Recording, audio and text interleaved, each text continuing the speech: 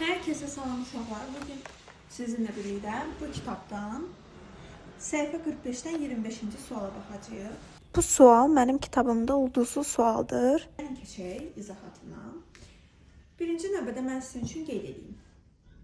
Sualı qeyd elədim. Bizdən burada düzbucaqlı üçbucaq verilib. Tangens bettanı istəyir.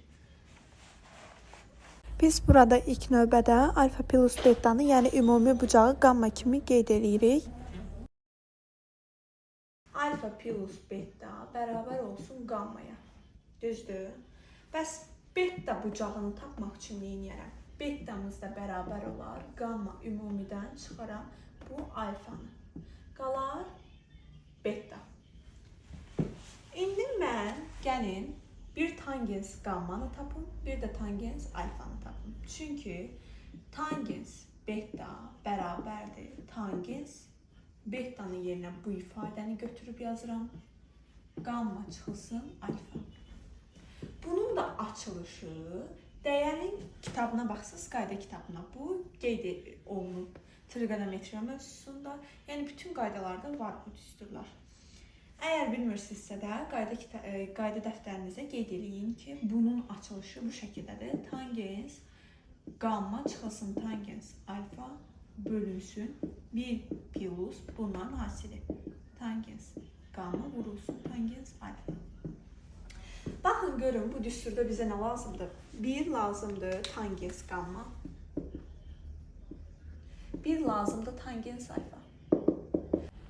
Burada tangens bərabərdir qarşı katetin bitişik katet olan nisbətinə. Gəlin baxaq. Axı biz bu bütöv bir bucağa elə bil ki qamma dedik. Yəni bunu burada qeyd edeyim. Qammadır bu.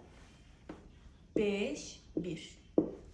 Tangens qamma bərabər olacaq qarşının 5-in bitişik katet olan nisbəti 1-ə. O da 5. Tangens alfamız isə bərabər olacaq. Onu da belə bir üçbucaqla təsvir edeyim. Alfa bax bu hissədir. Tangens alfa ilə olan 3-dür qabağı. Bitişi də 1-dir. Yazırıq 3-ün 1 olan nisbəti, yəni 3. Vəssalam. Bunları tapdıq. Aparıb bu düsturda yerinə qoyuruq. Tangens beta bərabərdir. Tangens qamma 5 çıxılsın 3 tangens alfa bölünsün 1 plus bunların hasili 15. O da bərabərdir. 2 bölünsün 16. Yəni 8-də 1. Cavabımız 8-də 1-dir.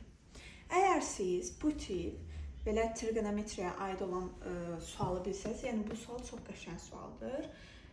Digər suallarda çox asanlıqla həll edə biləcəksiniz.